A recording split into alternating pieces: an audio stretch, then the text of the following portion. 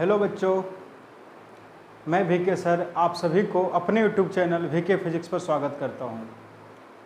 तो बच्चों, आज हम लोग एक नया चैप्टर 11th का वेक्टर शुरू करने जा रहे हैं, जो कि पूरे फिजिक्स के लिए बहुत ही इम्पोर्टेंट है।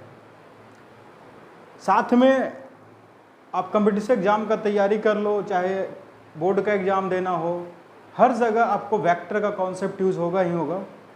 तो हम लोग जानते हैं कि वेक्टर होते क्या हैं और वेक्टर किसके भाग होते हैं और वेक्टर का एक्चुअली में मीनिंग क्या होता है, तो उसको हम लोग समझेंगे और ये बहुत ही हमारे लिए इम्पोर्टेंट है।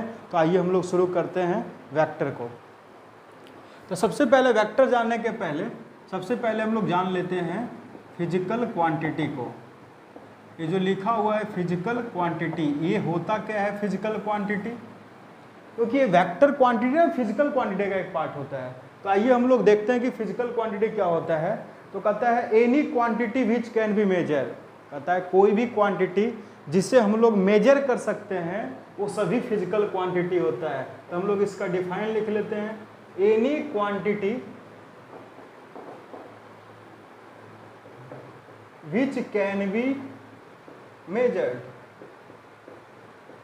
कोई भी क्वांटिटी जिसे हम लोग क्या कर सकते हैं, मेजर कर सकते हैं, वो सभी क्या कहलाएगा बाबू? वो सभी फिजिकल क्वांटिटी कहलाएगा। तो इसके बाद हम लोग देखते हैं कि फिजिकल क्वांटिटी कितने तरह का होता है। तो फिजिकल क्वांटिटी दो तरह का होता है, एक को बोलते हैं स्केलर और दूसरे को बोलते हैं क्या, वेक्टर। तो आइए हम लोग देखते हैं स्केलर और वेक्टर का डिफरेंस। तो देखते हैं स्केलर क्वांटिटी क्या होती है और वेक्टर क्वांटिटी क्या होती है। तो सबसे पहले हम लोग इधर लिखते हैं स्केलर, उसके बाद इधर हम लोग लिखते हैं वेक्टर क्वांटिटी, वेक्टर। ये दोनों को पहले हम लोग डिफरेंस कर लेते हैं क्या होता है। तो स्केलर क्वांटिटी के बारे में बोला गया है कि those physical quantity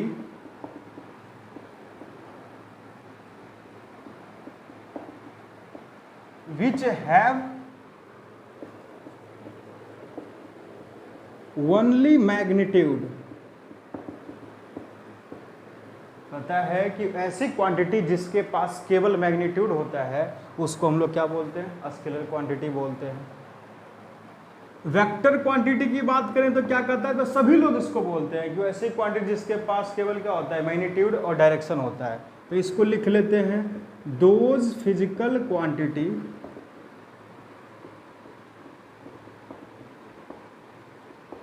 which have both magnitude and direction। तो क्या सर इतना बोल देने से परिभाषा सही हो जाता है? तो नहीं, इतना बोल देने से वेक्टर का डिफाइन इनकरेक्ट होता है, पूरी तरह से करेक्ट नहीं होता है। क्यों? क्योंकि कुछ एग्जाम्पल आपको मैं बता दूं। जैसे एग्जाम्पल मैं लिख दूं इलेक्ट्रिक करंट का, इलेक्ट्रिक करंट, प्रेशर की बात करूं, स्ट्रेस की बात करूं, इन सभी ऐसे क्वांटिटी हैं जिनके पास मैग्नीट्यूड भी होता है और डायरेक्शन भी होता है, फिर भी उसको वेक्टर क्वांटिटी नहीं कहते हैं। तो जब भी आपको वेक्टर का डिफाइन पूछेगा तो आप ये तो बोलोगे ही बोलोगे, साथ में ये भी बोलोगे कि बट ऑल्सो ओबे द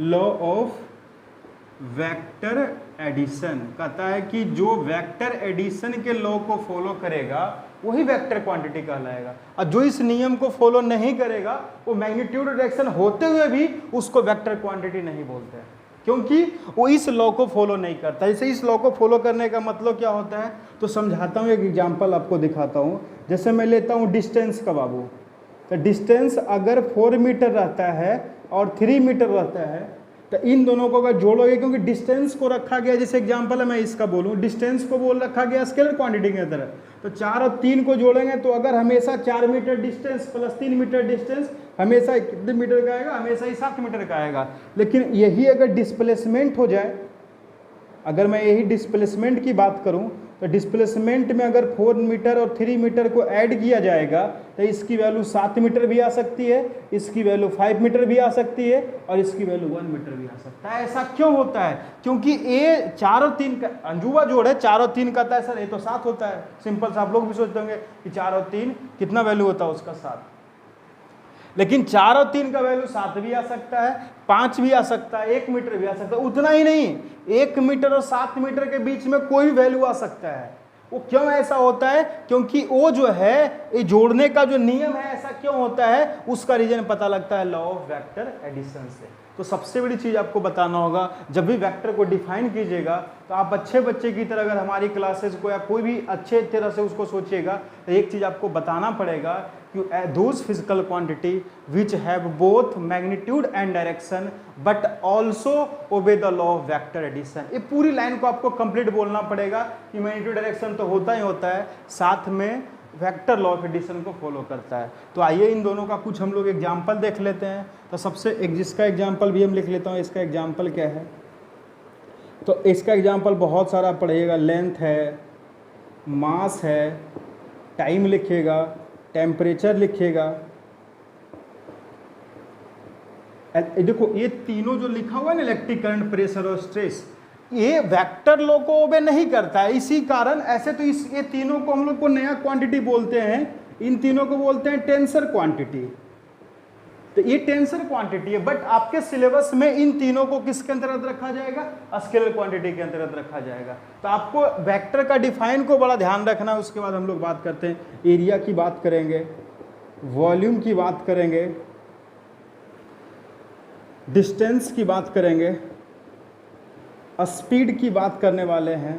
तो ये जितनी भी क्वांटिटी, वर्क की बात करेंगे, एनर्जी की बात करेंगे, ये जितनी भी क्वांटिटी आपको लिख रहा हूँ, ये सभी क्वांटिटी जो है कौन सी क्वांटिटी है? ये सभी क्वांटिटी स्केलर क्वांटिटी है। अगर मैं इसका एग्जांपल लिखूँ, इसका एग्जांपल में सबसे पहला आप लोग सुने होंगे 9th क्लास में, जिसका नाम है क्या? डिस्प्लेसमेंट। और क्या सुने होंगे? तो और क्या है? वेलोसिटी। और क्या है? तो और सुने होंगे एक्सेलरेशन। और कौन सा सुने होंगे? तो और एग्जाम्पल इसका सुने होंगे मोमेंटम। और क्या एग्जाम्पल होगा बाबू? तो इसका एग्जाम्पल लिख लीजिए फोर्स। और क्या एग्जाम्पल सुनिएगा? टॉर्क भी इसका एग्जाम्पल होता है, टॉर्क। ये सभी जो पढ़ेंगे ये सभी कौन सी क्वांटिटी होगा? वेक्टर क्वांटिटी होगा। इसके पास मैग्नीट्यूड भी होगा और डायरेक्शन तो होगा ही होगा, साथ में वेक्टर लॉ ऑफ एडिशन को ओबे भी करेगा, तो उसको हम लोग बोलते हैं वेक्टर क्वांटिटी। तो आई होप इन दोनों का डिफरेंस आपको। तो आइए हम लोग देखते हैं, जब भी आपको वेक्टर कहेगा तो पहले आप इसको पहले एक बार फिर से मैं बताता हूँ वेक्टर क्या है। तो वेक्टर के पास क्या क्या होता है बाबू? तो वेक्टर के पास मैग्नीट्यूड होता है, साथ में क्या होता है? तो साथ में डायरेक्शन होता है, और साथ में क्या करता है? तो साथ में obey the law of vector addition. जो वेक्टर एडिशन के नियम को पालन करता है उसी को हम लोग वेक्टर कहते हैं। तो हम लोग देखते हैं आगे, रिप्रेजेंटेशन ऑफ वेक्टर।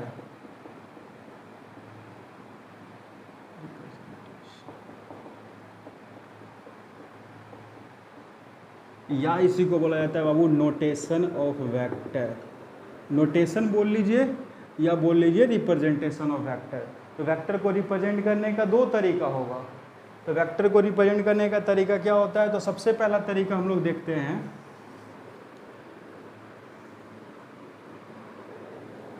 तो सबसे पहला देखेंगे डायग्रामेट्रिक रिप्रेजेंटेशन। दूसरा हम लोग देखेंगे सिंबॉलिक रिप्रेजेंटेशन। तो डायग्रामेट्रिक रिप्रेजेंटेशन में क्या करते हैं बाबू? तो डायग्रामेट्रिक रिप्रेजेंटेशन में हम लोग वेक्टर को दिखाने के लिए एरो का उपयोग करते हैं। एरो का ये वाला जो पोर्शन होता है इसका नाम दिया जाता है टेल। ये जो पोर्शन होता है एरो वाला, इसको बोला जाता है क्या बाबू? इसको बोला जाता है हेड। ये जो हेड होता है वो जिधर भी हेड रहेगा, हेड का काम एक ही होता है, क्या बताना? तो डायरेक्शन को बताना। अगर मैं बात करूं टेल का, तो टेल का क्या काम होता है? तो टेल जो होता है ना, वो इनिशियल पोजीशन को बताता है कि वेक्टर स्टार्ट कहां से कर रहे हैं, ये बताता है इनिशियल पोजीशन को। और जो इसकी जो लंबाई है, ये जो लंबाई है इसको बोलते हैं ना लेंथ। किसकी? Length of arrow. एरो का जो लंबाई है ना बाबू, ये वाला, ये रिप्रेजेंट करता है, क्या रिप्रेजेंट करता है? तो ये रिप्रेजेंट करता है मैग्नीट्यूड को। जैसे इसको समझाते हैं कि ये होता क्या है। तो मान लीजिए कि हमने क्या किया है कि 10 न्यूटन को रिप्रेजेंट करने के लिए, मान लीजिए 10 न्यूटन को रिप्रेजेंट करने के लिए आपने 10 सेंटीमीटर का एरो बनाया। कितने सेंटीमीटर का? 10 सेंटीमीटर का एरो बनाया। तो अगर आपको 20 न्यूटन बनाना होगा तो इसके डबल, इसके दुगना लाइन रिप्रेजेंट अगर बना लेंगे, दूसरा डबल, अगर इससे डबल अगर एरो का लंबाई देंगे तो क्या रिप्रेजेंट करेगा? 20 न्यूटन को। क्योंकि जितना बड़ा वेक्टर होगा, जितनी बड़ी वैल्यू होगी एरो की लंबाई, उतनी बड़ी आपको लेना होगा। आगे बात करते हैं सिंबॉलिक रिप्रेजेंटेशन में। तो सिंबॉलिक रिप्रेजेंटेशन में क्या करते हैं? तो सिंबॉलिक रिप्रेजेंटेशन में अलग अलग पब्लिकेशन अलग अलग चीज़ का यूज करता है। क्या क्या? तो कहता है कि पहला अगर इसको रिप्रेजेंट करना है तो कहता है एरो का साइन दीजिए किसके ऊपर? तो एरो ओवर अ लेटर, कोई भी लेटर के ऊपर जो है एरो का निशान दे दिए। जैसे इसको समझाता हूँ क्या होता है बाबू। तो इसका मतलब अगर कोई बोलेगा कि ए वेक्टर क्वांटिटी है तो इसके ऊपर क्या डाल दीजिएगा? इसके ऊपर एरो लगा दीजिएगा। अगर मैं बोलूँगा बी को रिप्रेजेंट करता है, बी के ऊपर क्या लगा दीजिए? एरो लगा दीजिएगा। जैसे आप लोग पढ़ते होंगे डिस्टेंस और डिस्प्लेसमेंट। तो एग्जाम्पल सिंपल समझो। डिस्टेंस के लिए क्या करते हैं? डिस्टेंस के लिए बिना एरो लेते हैं, और डिस्प्लेसमेंट के लिए क्या करते हैं? तो उसके ऊपर एरो लगा देते हैं। जैसे वेलोसिटी और वी से रिप्रेजेंट करते हैं स्पीड को, और वेलोसिटी को भी वी से करते हैं। तो दोनों का फर्क क्या है? तो इसके ऊपर एरो है तो ये वाला वी वेलोसिटी बता रहा है और ये वाला वी स्पीड को बता रहा है। इसकी बात करेंगे तो ये जो एस है तो एस के ऊपर एरो है तो ये डिस्प्लेसमेंट को बता रहा है, और ये जो एस है वो डिस्टेंस को बता रहा है। तो ये चीज़ों को आपको समझिएगा ढंग से। ए के ऊपर एरो है इसका मतलब ये वेक्टर क्वांटिटी है, बी के ऊपर एरो है इसका मतलब वी वेक्टर क्वांटिटी है। या कोई कोई पब्लिकेशन क्या करता है? बोल्ड लेटर का उपयोग करता है। बोल्ड लेटर का मतलब समझिए कि अगर मान लीजिए ए वेक्टर क्वांटिटी है तो ए अगर वेक्टर क्वांटिटी है तो कुछ नहीं किया जा रहा है, ए को बोल्ड कर दिया जाएगा, ऐसे बोल्ड कर दिया जाएगा तो ये वेक्टर बताएगा। बी को वेक्टर बनाना है तो बी को भी आप बोल्ड कर सकते हैं। तो या तो आप ए के ऊपर एरो लगा दो, वो भी वेक्टर रिप्रेजेंट करेगा, या ए को बोल्ड मान लेते हैं कि ये वेक्टर क्वांटिटी है, तब अगर बी के ऊपर आपने एरो लगा दिया इसका मतलब वी वेक्टर क्वांटिटी है, या बी को बोल्ड कर दीजिए। तो ये दोनों रिप्रेजेंटेशन जो है वेक्टर क्वांटिटी है। तो आइए हम लोग कुछ चीज़ों को और देखते हैं। जैसे मैं बोलूँ, एग्जाम्पल समझाता हूँ कि ये मान लीजिए कोई वेक्टर ए है और दिया हुआ है 5 मीटर ईस्ट। ये वेक्टर दिया हुआ है, क्या दिया हुआ है वो? 5 मीटर ईस्ट। तो ये वाला जो पोर्शन है, ये वाला पोर्शन, ये क्या है बाबू? तो ये है मैग्नीट्यूड। क्या है बाबू? मैग्नीट्यूड। ये वाला क्या है? तो ये बता रहा है डायरेक्शन। क्या बता रहा है बाबू? ये बता रहा है डायरेक्शन को। तो मैग्नीट्यूड के पास क्या क्या चीज़ होता है वो भी समझिएगा मैग्नीट्यूड डायरेक्शन को। तो मैग्नीट्यूड का मतलब होता है कि एक न्यूमेरिकल वैल्यू होगा, एक न्यूमेरिकल वैल्यू होगा बाबू, साथ में क्या होगा? उसका यूनिट होगा। तो ये जो है ना मैग्नीट्यूड होने के लिए मैग्नीट्यूड के पास क्या क्या चीज़ होता है? एक न्यूमेरिकल वैल्यू होता है और साथ में क्या होता है? इसकी यूनिट होती है। तो डायरेक्शन का मतलब ईस्ट, आप लोग डायरेक्शन का नाम, अभी डायरेक्शन पे हम लोग और चर्चा करेंगे, विशेष चर्चा करेंगे नेक्स्ट वीडियो में, मतलब नेक्स्ट इसके जस्ट आगे वाला टॉपिक में। तो अगर कहीं पे बाबू सुनिए ध्यान से, अगर मैं बोलूँ कि ए देखिए, सुनिएगा ध्यान से, तो अगर मान ले वेक्टर के पास क्या चीज़ होता है? वेक्टर के पास, ये जो वेक्टर है इसके पास मेनली दो चीज़ है। तो क्या क्या चीज़ है बाबू? तो एक के पास मैग्नीट्यूड बोल लूँ और एक बोल लूँ कि डायरेक्शन है, ठीक है। तो अगर मैं मैग्नीट्यूड पूछेगा वेक्टर का मैग्नीट्यूड बताओ, तो मैग्नीट्यूड ऑफ वेक्टर को, ये जो मैग्नीट्यूड है, तो ये जो मैग्नीट्यूड है, तो मैग्नीट्यूड ऑफ वेक्टर का रिप्रेजेंट करने का तरीका क्या है बाबू? तो कहता है मैग्नीट्यूड ऑफ वेक्टर को रिप्रेजेंट करना है तो ऐसा कीजिए कि ये जो वेक्टर है उसको किसके अंदर डाल दीजिए? मॉड के अंदर डाल दीजिए। या क्या कीजिए? या जो है केवल ए लिख दिया कीजिए। तो ये जो, अगर मैं बोलूं कि ए वेक्टर क्वांटिटी है तो उसका मैग्नीट्यूड को कैसे रिप्रेजेंट करेंगे? तो उसका मैग्नीट्यूड रिप्रेजेंट करने का तरीका है vector mod of vector A, या केवल ए लिख दीजिएगा। तो इसका मतलब वो जो है ए का मैग्नीट्यूड को बता रहा है, ना कि डायरेक्शन को। मतलब केवल मैग्नीट्यूड अगर किसी वेक्टर को बताना होगा तो या तो उसके अंदर मॉड के अंदर डाल दीजिए, या तो उसको क्या कर दीजिए, उसको बिना कुछ भी नहीं, उसको सिंपल सा एक लिख दीजिए कीजिए। तो इसका मतलब ए जो है ए जो है वो क्या रिप्रेजेंट करता है, ए रिप्रेजेंट करता है magnitude of vector A. Vector A का मैग्नीट्यूड को रिप्रेजेंट करता है। ये दोनों टर्म जो है क्या रिप्रेजेंट करता है बाबू, ये दोनों टर्म रिप्रेजेंट करता है मैग्नीट्यूड ऑफ वेक्टर ए। मतलब वेक्टर ए का मैग्नीट्यूड को रिप्रेजेंट कर रहा है। तो आइए हम लोग देखते हैं डायरेक्शन के बारे में, समझते हैं कि डायरेक्शन के बारे में कैसे कैसे, डायरेक्शन का भी नॉलेज आपको होना जरूरी है। तो इसके लिए आप 2 लाइन ले लीजिए ऐसे। तो ऊपर वाला जो एरो, जो इधर ऊपर की तरफ जो एरो ये दिखाया जा रहा है, ये जो एरो ऊपर की ओर है,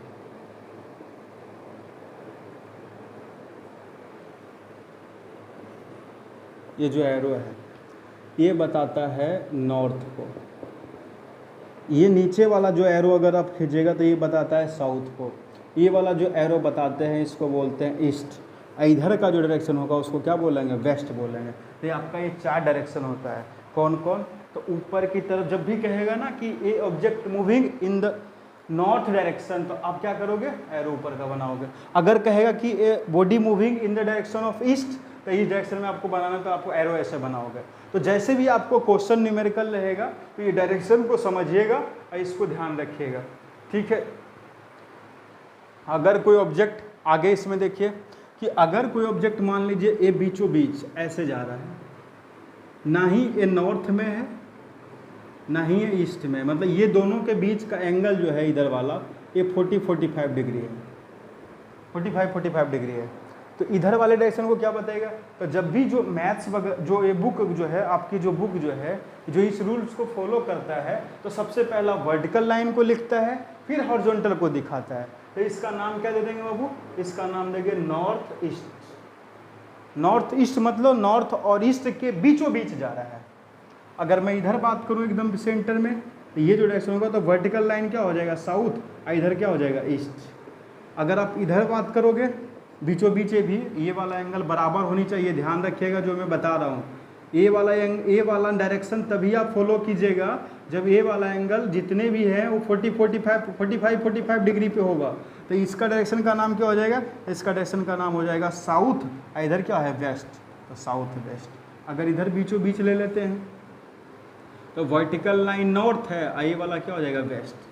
हमेशा ध्यान रखिएगा जब भी आप बुक में देखोगे, मोस्ट ऑफ द बुक ऐसा नहीं कि फॉलो नहीं कर सकता है, इसको ईस्ट नॉर्थ नहीं बोल सकते हैं, लेकिन जो आपके रूल्स को फॉलो किया गया है, वर्टिकल लाइन का जो होगा उसको पहले लिखा था नॉर्थ, तो नॉर्थ, और इधर कौन सा, ईस्ट। नॉर्थ और ईस्ट के बीच में रहेगा तो नॉर्थ ईस्ट बोलेंगे। अगर नॉर्थ और वेस्ट के बीच में होगा तो इसको नॉर्थ वेस्ट बोलेंगे। अगर ईस्ट और साउथ के बीच में होगा तो इसको साउथ वेस्ट बोलेंगे। अगर इसके बीच में होगा तो इसको बोलेंगे साउथ वेस्ट। अगर ये बीचों बीच होता है तो ऐसा भी सवाल हो सकता है कि अगर बीच में ना हो तो सर क्या करेंगे, तो बीच में नहीं हो तो उसको हम लोग सीखते हैं। मान लीजिए अब डायरेक्शन का आप लोग अपने आप मने मन बोलिएगा, क्या क्या बोलिएगा, ध्यान रखिएगा, बोलिए जल्दी जल्दी, क्या क्या हो जाएगा। ऊपर का डायरेक्शन क्या हो गया बाबू, तो ऊपर का डायरेक्शन नॉर्थ, नीचे क्या हो जाएगा, नीचे हो जाएगा साउथ, इधर क्या हो जाएगा, तो इधर हो जाएगा ईस्ट, इधर क्या हो जाएगा, वेस्ट हो जाएगा। अब देखिए मान लेते हैं हम लोग कि एक एरो ले रहे हैं, ऐसे ले रहे हैं एरो, तो एरो ऐसे ले रहे हैं, तो मान लीजिए ये जो एंगल बना रहा है बीचों बीच नहीं, मैं बोला कि ये 30 डिग्री का एंगल बना रहा है। कितने डिग्री का बना रहा है, 30 डिग्री का बना रहा है। तो 31 डिग्री का बना रहा है, तो मान लीजिए 30 डिग्री का एंगल बनाते, 30 डिग्री का एंगल बना किसके साथ रहा है, ईस्ट के साथ बना रहा है। तो ये आपको पता होना चाहिए कि टोटल एंगल होता है कितना डिग्री, टोटल एंगल होता है 90 डिग्री। टोटल एंगल जो है कितना डिग्री होता है बाबू, तो 90 डिग्री होता है। ठीक है, ये तो अच्छी बात है, 90 डिग्री होता है तो ठीक। इसका नाम क्या दीजिएगा, तो ये नाम देने का तरीका याद रखिए। इसका नामाकरण ना 2 तरह से कर सकते हैं, एक इधर से भी किया जा सकता है और एक इधर से भी कर सकते हैं, दोनों तरफ से आप कर सकते हैं, इधर से भी आप कर सकते हैं। तो एरो ध्यान से सुनिएगा, हम लोग अगर कोई बंदा नॉर्थ पे खड़ा होता है, जैसे नॉर्थ पे खड़ा होगा, या तो कोई बंदा ईस्ट पे खड़ा होगा, तो ईस्ट पे कोई आदमी बगल में आकर के बात करेगा, भैया ये भैया जी, तो कि ए नामक भैया ने बी से पूछता है, क्या पूछता है, भैया हमको इधर जाना है 30 डिग्री पे, मतलब कहेगा कि भाई हमको अपना घर जाना है, मान लो यहाँ पे घर है, उसको नहीं पता, या नानी घर कोई भी कहे कि भाई यहाँ पे मंदिर है, मंदिर के पास जाना है, तो बताएगा यहाँ पे खड़ा होकर के कि भाई आपको जाना कैसे है, तो कहेगा ऐसा कीजिए ना कि आप जो है 30 डिग्री का एंगल बनाइए। ठीक है, किधर की ओर, तो कहता है 30, आप अपनी ये जो लाइन है तो ईस्ट पे खड़ा होगा तो बोलेगा कि भाई 30 डिग्री का एंगल बनाना है, किधर की ओर बनाना है, तो 30 डिग्री बनाना है किधर की ओर बाबू, तो 30 डिग्री बनाना है नॉर्थ की ओर। तो ये नॉर्थ है किसके साथ, तो नॉर्थ देखिए वेस्ट से भी नॉर्थ जा सकता है और ईस्ट से भी नॉर्थ जा सकता है। तो ये किधर से किधर, नॉर्थ की ओर जा रहा है, लेकिन कहाँ से जा रहा है बाबू, तो ईस्ट से जा रहा है। तो इसका नाम क्या दिया, 30 डिग्री नॉर्थ ऑफ ईस्ट। इसको देखिए तो यहाँ पे खड़ा हो जाइए, आइए खड़ा हो, देखिए कि एरो इधर की ओर पड़ रहा है, तो इधर एरो जा किधर की ओर है, तो जा रहा है किधर की, ईस्ट की ओर। तो कितना डिग्री एंगल है, 30 डिग्री थे, कितना हो जाएगा 60 डिग्री होता है, क्या बोलेगा 60 डिग्री किधर की ओर बाबू, तो ईस्ट ऑफ, किसका ईस्ट है, ईस्ट की तरफ, किससे ईस्ट है, तो ईस्ट ऑफ क्या बोलेगा, नॉर्थ बोलिएगा। एक और एग्जाम्पल ले लेता हूँ इधर की ओर, मान ली ए वाला एंगल जो दिया हुआ है 20 डिग्री दिया हुआ है, कितना डिग्री दिया हुआ है 20 डिग्री। इस एरो का नाम देना है, इसका डायरेक्शन को बताना है, इस वेक्टर को बताना है कि वेक्टर की डायरेक्शन क्या है। तो वेक्टर का डायरेक्शन बताने का दो तरीका है, कोई आदमी वेस्ट पे से पूछा जा सकता है या कोई आदमी को साउथ बस से बता सकता है। तो जो साउथ वाला आदमी वो क्या बताएगा, सुनिएगा ध्यान से, आपको क्या बताए थे, आप यहाँ से देखना, जो साउथ पे खड़ा होगा तो उसको लगेगा कि किधर की ओर जाना है, तो वेस्ट की तरफ जाना है। तो कितना डिग्री जाना है, तो क्या लिखोगे 20 डिग्री, किधर की ओर जाना है, तो 20 डिग्री जाना है, वेस्ट की ओर जाना है। तो किससे वेस्ट जाना है, तो वेस्ट ऑफ क्या लिखेगा, तो west of south, west of south. अगर कोई यहाँ पे खड़ा रहेगा तो ये क्या बोलेगा, ये 20 डिग्री हो गया बाबू, तो टोटल ये कितना होता है 90 होता है, तो ये बच कितना गया, ये बच गया 70 डिग्री। तो वो क्या बोलेगा, तो क्या बोलेगा 70 डिग्री। किधर जाना है इस लाइन से, तो इस लाइन से जाना है सर साउथ की तरफ, तो बोलोगा साउथ की तरफ, तो साउथ ऑफ क्या बोलेगा वेस्ट। एक और बता देता हूँ, आप धीरे धीरे करते कि चलिएगा, दिमाग में आप बातें को लाते चलना है, कोई दिक्कत नहीं, एकदम बेझिझक रहिएगा। मान लीजिए एंगल बना रहा है 40 डिग्री, तो नाम क्या दीजिएगा, तो इसको नाम देना होगा, तो क्या बोलेगा 40 डिग्री, कितना डिग्री 40 डिग्री किधर की ओर, ईस्ट की ओर। तो 40 डिग्री ईस्ट की ओर गए हैं, तो किसके ईस्ट, किधर से ईस्ट जाने का दो तरीका, कोई नॉर्थ का आदमी भी जा सकता है, लेकिन ये जा किधर रहा है, कौन सा आदमी जा रहा है, साउथ वाला जा रहा है, तो ईस्ट ऑफ किधर से जा रहा है, साउथ। आप इधर से भी नाम दे सकते हैं, इधर से नाम क्या दीजिएगा बाबू, तो इसका नाम, ये टोटल एंगल नाम ये हो गया 40, तो टोटल होता है 90, ये कितना डी हो गया 50 डी हो गया। तो इसका नाम क्या दोगे 50 डिग्री, किधर की ओर जा रहा है, यहाँ से किधर की ओर, तो साउथ की ओर, तो 50 डिग्री साउथ ऑफ क्या, ईस्ट। तो आई होप आपको डायरेक्शन समझ में आ गया। लेकिन एक चीज़ को ध्यान रखिएगा, मैं अभी भी ये बातें को बोल रहा हूँ कि हमेशा जो है बाबू वर्टिकल लाइन की चर्चा करेगा। जब भी आपको बुक वगैरह में दिया रहेगा ना, तो ये वाला दिया रहेगा, ये वाला 30 डिग्री नॉर्थ ऑफ ईस्ट, मतलब सबसे पहला ना वर्टिकल लाइन का, जैसे मैं क्या समझा देता हूँ, वर्टिकल लाइन के बारे में क्या समझते हैं उसके बारे में समझा रहा हूँ कि वर्टिकल लाइन के बारे में क्या कॉन्सेप्ट है। तो मान लीजिए मैं बोला कि ए एंगल देखे बना हुआ है 70 डिग्री, तो अगर इस वेक्टर का आपको ना देगा क्वेश्चन में, न्यूमेरिकल में देगा, तो मान लीजिए 70 डिग्री का एंगल बना रहा है, तो हमेशा वर्टिकल लाइन का नाम पहले लिखा है। जैसे यहाँ पे इन दोनों में मैं बोलूँ, 30 डिग्री नॉर्थ ऑफ ईस्ट, इस वेक्टर का मैं दो तरह से बता सकता हूँ डायरेक्शन, एक 30 डिग्री नॉर्थ ऑफ वेस्ट और दूसरा बता सकते हैं 60 डिग्री ईस्ट ऑफ नॉर्थ। तो आपको जो बुक में मोस्ट ऑफ द बुक में दिया रहेगा, ये दिया रहेगा 30 डिग्री नॉर्थ ऑफ ईस्ट, मतलब हमेशा जो है ना, या तो कोई आदमी वेस्ट से वर्टिकल लाइन की तरफ जाना है तो वेस्ट से नॉर्थ की ओर जा सकता है, या वेस्ट से साउथ की ओर जा सकता है, या ईस्ट से नॉर्थ की ओर जा सकता है, या ईस्ट से साउथ की ओर जा सकता है। तो हमेशा वर्टिकल, देखिए यहाँ पे दो नाम है, साउथ ऑफ ईस्ट। तो मोस्ट ऑफ द टाइम जो है बुक ना ये फॉलो करेगा, ये वाला फॉलो नहीं करेगा, ध्यान रखोगे। इन दोनों में मैंने दो डायरेक्शन लिखा है, एक लिया है साउथ ऑफ वेस्ट, एक लिखा है वेस्ट ऑफ साउथ। तो यहाँ पे कौन सा वर्टिकल लाइन पहले आ रहा हुआ है, तो वर्टिकल लाइन का नाम देखिए साउथ का पहले आ रहा है, तो ये वाला ज़्यादा यूज होगा, ना कि ये वाला ज़्यादा यूज। तो ये चीज़ों को ध्यान रखिएगा। यूज़ तो आप कोई भी कर सकते हैं, समझ तो आप कोई भी सकते हैं, लेकिन जो बुक की बात मैं करता हूँ, जो बुक में रेफर किया जाता है न्यूमेरिकल वगैरह में, वो ऐसे ही किया जाता है। तो आप चीज़ों को आई होप समझ जाते होंगे।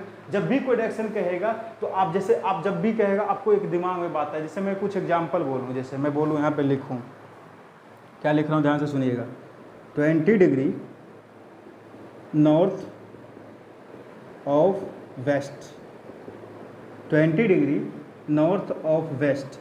फट फट क्या कीजिएगा, दो लाइन बना लीजिएगा।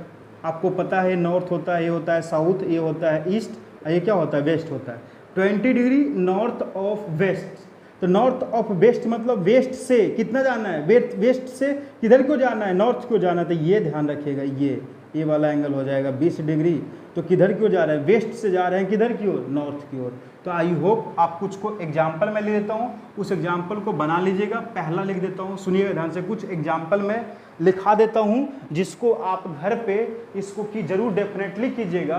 क्या क्या है तो उसको सुना देता हूँ मैं। कुछ चीज़ों को घर पे जा करके अपने आप खुद ब खुद बनाइएगा थोड़ा सा, तो इसको जिससे आपको डायरेक्शन के बारे में चीज़ें क्लियर हो जाएगी। आप इस चीज़ों को ध्यान में रख करके बनाइएगा। क्या क्या, तो पहला एग्जाम्पल मैं लिख देता हूँ, 50 डिग्री साउथ ऑफ ईस्ट।